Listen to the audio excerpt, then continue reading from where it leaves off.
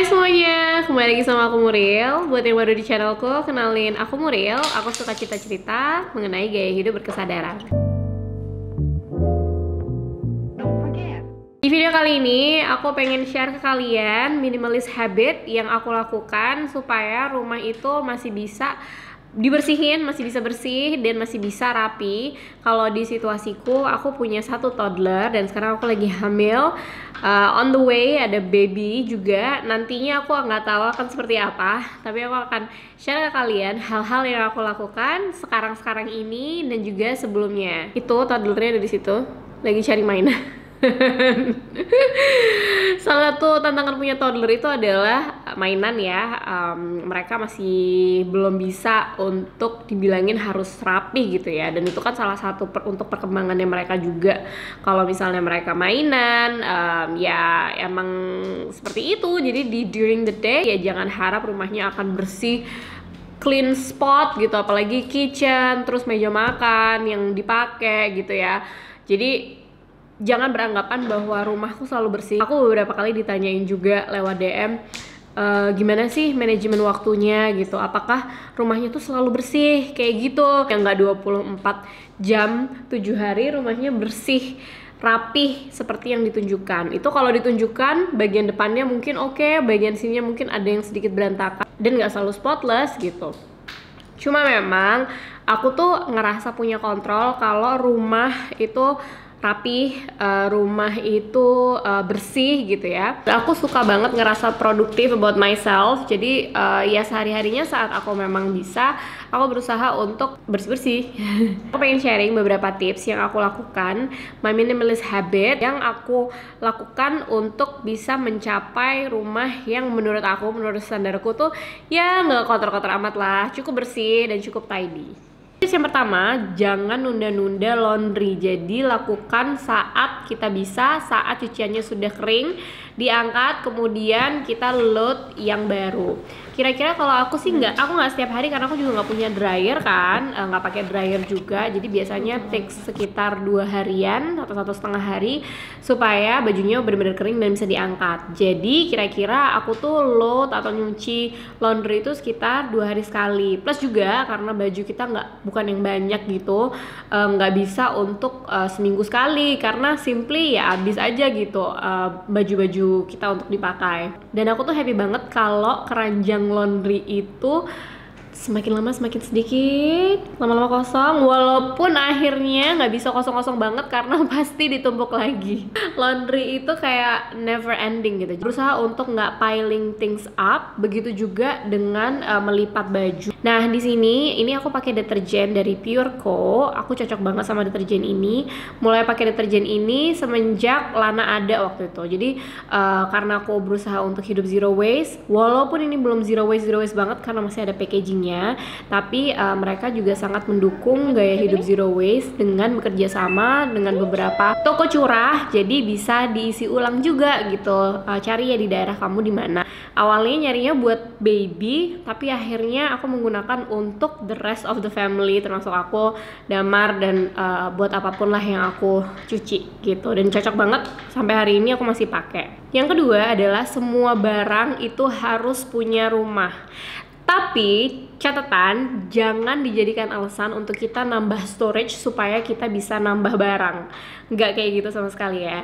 Karena sebenarnya kita bisa pakai prinsip, kalau rumahnya masih kerasa kok berantakan ya, kok berantakan, maybe pertanyaannya bukan apakah kita punya storage atau enggak, tapi lebih ke mungkin ada yang bisa di-declutter ya gitu, mungkin barang aku kebanyakan ya gitu. Jadi kita mesti kritis juga. But anyway, aku berusaha sekali untuk selalu punya dedikasi tempat untuk semua barang-barang.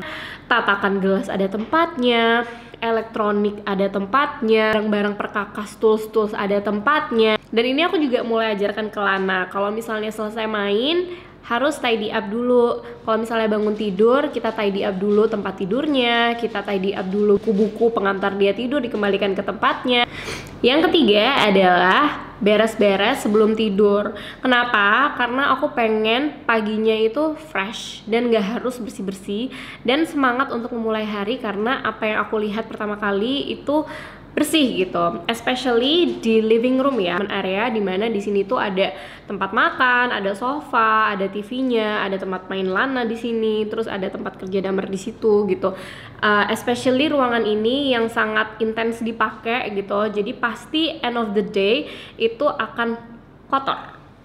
Nah, kalau udah persiapan untuk mau tidur gitu ya, Damar cuci piring, dia bertugas di dapur, aku bertugas untuk membersihkan dan merapikan ruangan ini. Aku nyapu, terus habis gitu aku ngepel, terus habis gitu aku juga regularly, walaupun mungkin nggak setiap hari, itu ngebersihin mainan-mainannya Lana, masih juga dengan Pureco. Tapi Pureco ini nggak cuma buat bersihin mainan ya, ini multi surface cleaner, jadi bisa dipakai untuk surface apa aja. Aku juga pakai untuk bersihin meja makan, mejanya Damar, terus high chairnya Lana gitu. Apalagi kalau punya anak kecil tuh kan masalah higienis masih sangat. Mau naik sebentar ya, sebentar. Sorry, tadi dia mau naik ke high chair, jadi sekarang dia lagi di situ makan snacks. Oke, jadi kalau punya anak itu kan memang anak kecil apalagi itu ada higienitas yang kita mesti jaga gitu. Mungkin beda kalau misalnya aku tanam. Halo. Mungkin beda kalau misalnya cuma aku sama Damar, mungkin aku nggak akan ngelap sesering itu gitu lah ya. Tapi dengan adanya Lana, mainan-mainannya dia, terus buku-bukunya dia, itu juga aku berusaha untuk regularly bersihin, at least 2 hari sekali. Tapi kalau nyapu sama ngepel itu aku selalu lakukan, dan aku selalu meninggalkan ruangan ini dengan rapih dan dengan bersih. Yang keempat adalah punya cleaning staff di satu tempat, kayak gampang kalau dibutuhin. Dan aku tuh berusaha banget untuk keep produk tuh small, jadi semakin dia multifungsi semakin baik. Kayak misalnya pas aku rajin untuk bikin ekoenzim atau bikin cleaner all purpose sendiri gitu ya, itu kan bisa dibuat kaca, bisa dibuat ngepel, bisa dibuat apa gitu. Tapi ada hari-hari yang dimana aku nggak serajin itu untuk menyiapkan gitu, makanya aku perlu tahu ada brand-brand dan produk-produk yang natural, yang ramah lingkungan, yang biodegradable, dan yang cocok lah buat kita gitu. Do it when you can. Jadi apa yang bisa dikerjakan di bawah waktu 1 menit, langsung kerjakan dan jangan ditunda. Aku kasih contoh untuk bersih-bersih kamar mandi. Aku bersih-bersih kamar mandi saat aku lagi mandi atau saat aku lagi mandiin Lana. Ini aku kadang-kadang sengaja supaya dia agak lama main airnya. Aku kasih air di bathtub sedikit, kasih bubble, terus abis itu dia main-main kan, itu aku bisa nyapu, ngepel, ngelap di area lantai 2. Di kesempatan saat aku bisa, aku usahakan untuk menggunakan waktu itu untuk bersih-bersih. Saat bisa cuci piring, aku cuci piring. Aku lagi di dapur, lagi masak, lagi nungguin supnya jadi, atau lagi nungguin pancake-nya mateng gitu, atau something in the oven, ya aku ngelap-ngelap bagian atas gitu. Habis bersih-bersih dikit, habis tangan apa dikit, itu aku cuci tangan. Apa dikit aku cuci tangan gitu. Aku cari-cari hand soap yang lebih hemat penggunaannya, dan ternyata foam hand soap itu sangat membantu. Ini juga masih dari Pureco. Aku suka banget sama baunya. Wah, kalau misalnya kalian baunya enak banget sih, bau vanilla gitu, tapi sangat subtle. Dan lagi-lagi dia sustainable product dan mulai bisa dibeli juga di tempat-tempat curah di dekat kalian. Walaupun masih belum banyak ya kerjasamanya, tapi dia juga punya beberapa pouch dan beberapa pilihan size dari produk yang kalian bisa pilih. Cari yang paling besar ya. Nah, kira-kira kayak gitu minimalist cleaning habit tips dari aku hari ini. Semoga kalian berkenan ya. Aku tadi mention produk favorit aku karena aku cukup selektif dalam menggunakan produk di kehidupanku sehari-hari, dan saat aku emang suka banget dan aku udah pakai lama dan udah teruji di aku gitu ya, aku sangat senang untuk bisa sharing ke teman-teman semua. Tapi bukan bikin kalian jadi konsumtif, lebih supaya kalian lebih kritis dalam menggunakan atau memilih barang-barang atau produk-produk yang kalian gunakan sehari-hari. Segitu dulu video dari aku, mudah-mudahan bermanfaat dan mudah-mudahan bisa kalian juga terapkan. It's not about how small or how big the house is, it's not about how good or bad the product is. Tapi benar-benar itu adalah mindset dan kebiasaan yang pengen kita tumbuhkan gitu untuk mendapatkan tujuan yang kita pengen. Keep your things small, keep it essential and minimalist, and then kita baru bisa mikir how to clean up and how to keep it tidy. Okay, thank you for watching and I'll see you in the next video. Bye bye.